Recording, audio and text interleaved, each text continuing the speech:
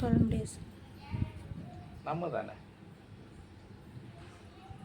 நமக்கு தேவை. பல முறை நமக்கு உங்களுக்கு நடத்திருக்கிற இந்த 6 வருஷத்தில் எல்லாம் அதாவது எங்கே உபதேசம் கேட்டு நீங்கள் யார் இந்த மாட்டில் பதிவு பண்ணி வச்சுருக்கீங்க.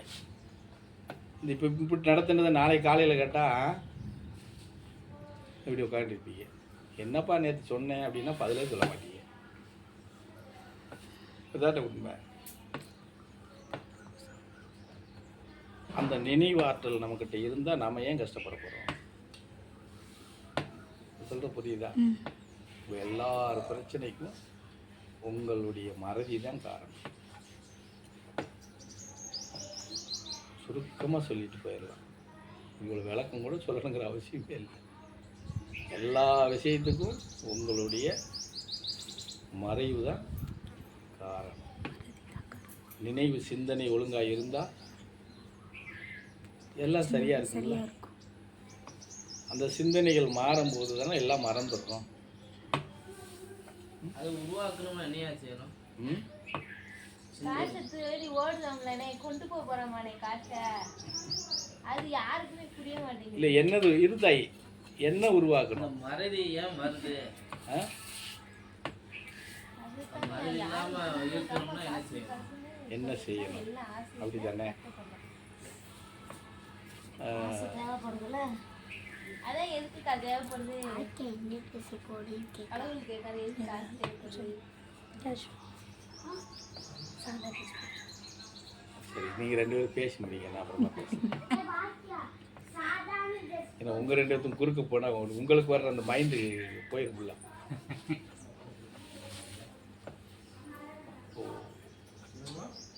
ஒரு பசிக்கு இல்லையா, உனக்கு பசிக்குது, உங்கள் வீட்டுக்காரம்மாட்ட சாப்பாடு கொடுன்னு சொல்கிறேன். அவங்க கவனக்குறைவாக நின்றுறாங்க. சரி, அதில் ஏதோ ஒரு வேலை வந்துடுது. அந்த வேலையிலேயே அவங்க போயிடுறாங்கன்னு வச்சுக்கிறோமே. பசிக்கிறது நமக்கு தானே. நாம் எந்திரிச்சு உடனே அந்த சாப்பாட்டை எடுத்து வச்சு சாப்பிட்டுட்டா சாப்பாடு உள்ளே போகாதா?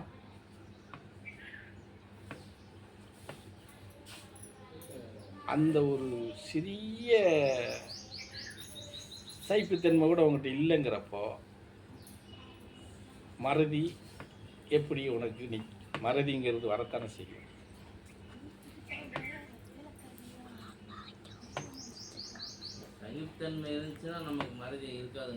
சைப்புத்தன்மை மறதி சைப்புத்தன்மை வந்துருச்சுனாலே மறதிங்கிறத பேச்சுக்கு இடம் இல்லையே. அங்கதானே இருக்கு. மறதிங்கிறது எதில் வருதுன்னு நினைக்கிற? உன்னுடைய ஆவேசமும் உன்னுடைய வேகமும் உன்னுடைய கோபத்திலையும் தான் மறதியே வருது. இப்போ நாங்கள் எல்லாரும் எந்த கோபமும் இல்லை, எல்லாம் அப்படித்தான் செய்யணும். ஆனால் நீங்கள் சொன்னது திரும்ப எங்களால் சொல்ல முடியலையே. சொல்ல முடியலைன்னா உன்னுடைய கவனம் கம்மியாக இருக்குன்னு அர்த்தம்.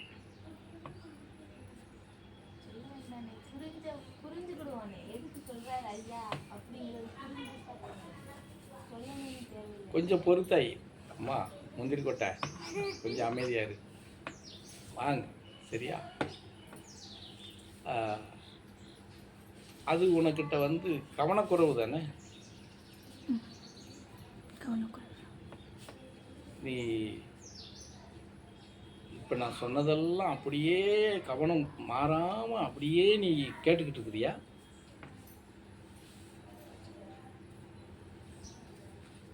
இப்போ நான் சொன்னதில் நீ நல்லா ஓரளவுக்கு உனக்கு வார்த்தையை கேட்டுக்கிறதா இருந்ததுன்னா அதில் வேணால் ஒரு 5% வேணால் கேட்டிருப்பேன்.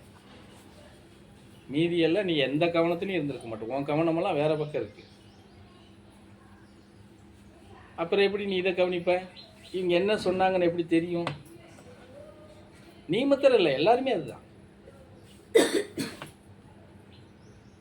அந்த கவனம் இருந்தால் இந்த மறதி வராதுல்ல. சொல்றத கேட்குற அளவுக்கு உனக்கிட்ட அந்த சைப்புத்தன்மை இருக்கா? அது இருக்குல்ல. இப்போ எங்க சாமி எங்களுக்கு பாடம் நடத்தினது அறிவுரை கொடுத்ததெல்லாம் எவ்வளோ காலம் ஆச்சு? 20 வருஷம் தாண்டிடுச்சு. 20 வருஷத்துக்கு முன்னாடி படித்த பாடம் தானே நான் இன்றைக்கி நடத்துகிறேன். உன்ன மாதிரி உட்காந்துக்கிட்டு இருந்தால் நடத்தியிருக்க முடியுமா? இன்னும் இப்படியெல்லாம் உட்கார வச்சு எங்கள் சாமி எங்களுக்கு பாடம் நடத்தலை. புரியுதா? எப்படியும் பாரு, அது என்னன்னு நம்ம தேடணும். இப்படியும் பாரு, இந்த உதட்டை எதுக்காக இப்படி சலிச்சாருன்னு தேடணும். கீமுட்டி பார்வை எதுக்காக பார்த்தாருன்னு தேடணும். தேடி தேடி தான் கண்டுபிடிக்கணும். இப்படி உனக்கு சொல்லி அதுக்கு திருப்பி ஒரு விளக்கமெல்லாம் அங்கெல்லாம் கிடையாது. உங்களை மாதிரி இருந்திருந்தா அவர் வாட்டுக்கு காலத்தை திருப்பிக்கிட்டு இருந்தார் அப்படின்னு நினச்சிக்கிட்டு இருந்தால் நமக்கு அது தெரியுமா? சொல்லி சாமி. ஒவ்வொரு அசைவில் ஒரு அர்த்தம் இருக்கு. இப்போ இந்த இதை வச்சு இப்படி சுற்றுனா இதுக்கு பல காரணங்கள் இருக்கு. இப்போ நான் ரொம்ப நேரம் வச்சு சுற்றிக்கிட்டு ஒரு நேரம் இருக்கும். எதுக்கு இப்படி சுற்றிக்கிட்டு இருக்காரு, அவர் கையில் வச்சுட்டு இருக்கு, யாராவது சிந்திச்சிருப்பீங்களா? இல்லை, அவர் கை சும்மா இருக்க மாட்டான் வச்சு சுற்றிக்கிட்டு இருக்காரு அப்படின்னு. புரியுது? எல்லா விஷயத்துக்கும் ஒவ்வொரு அசைவுக்கும் ஒரு காரணம் இருக்கு. ஒவ்வொரு அசைவுக்கும் அதில் ஒரு அர்த்தம் இருக்கும். அதை புரிஞ்சுக்கிற தன்மையும் தெரிஞ்சுக்கிற என்னுடைய ஆற்றலும் நமக்குள்ளே இருக்கான்னா எல்லாத்துக்குள்ளேயும் இருக்குது. யாருக்கிட்டையும் இல்லைன்னெல்லாம் சொல்ல முடியாது. எல்லாருக்கும் இருக்குது. இறைவன் எல்லாருக்கும் அந்த நிலைப்பாட்டை கொடுத்து தான் வச்சுருக்கிறான். ஆனால் நம்மளுடைய இது என்னன்னா, நம்மளுடைய அலட்சியமும் தெனாவட்டும் தான் நம்மளை திசை திருப்புது. அதுதான் நம்மளை திசை திருப்புது. அதுவே நம்ம ஏற்கனவே நாங்கள் இன்னும் சொல்ல போனாங்க, போடா உனக்குள்ளே இருக்கிற 3 ஆமையை என்னைக்கு நீ வாந்தி எடுத்து கக்குறியே அன்னைக்கு பாப்போம்ட்டு போயிடுவோம். ஒரே வார்த்தை, 3 ஆமையை மெழுகிட்ட, அது என்னைக்கு வாந்தி கக்குறியே அன்னைக்கு பார்ப்போம் போ, முடிஞ்சு வச்சான். நம்ம என்னைக்கு 3 ஆமையை முழுங்கணும்னே தெரிய வேண்டியதான். என்ன வரலையுமா?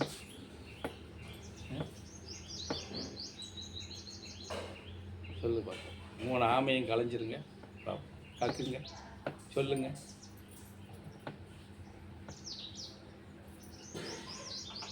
சொல்லுங்க. கல்லாம அறியாம தெரியாமையா? எப்படி வேணாலும் எடுத்துக்கலாம். கல்லாம அறியாம தெரியாம, முயலாம முயற்சி பண்ணாம இருக்கு. எப்படி வேணாலும் எடுத்துக்கலாம். புரியுதா? அதை கரெக்டாக சொல்லணும்னா அறியாமை, வீராமை, போராமை. எப்படி? அறியாமை, வீராமை, பொறாமை. இந்த 3 நீ களைஞ்சிட்டு உங்ககிட்ட இருந்து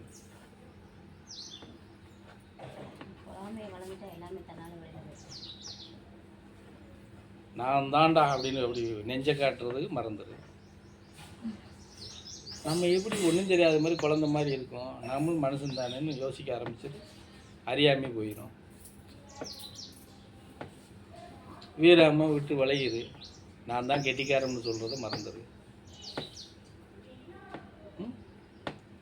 அடுத்தவங்களை பற்றி புறம் பேசுகிறத மறந்துடு. முடிஞ்சு போச்சு.